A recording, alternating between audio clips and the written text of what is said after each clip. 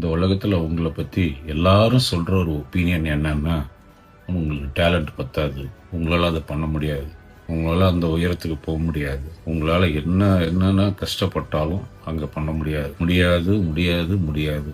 ஆஃபீஸுக்கு போனாலும் அதே தான், வீட்டுக்கு போனாலும் அதே தான்.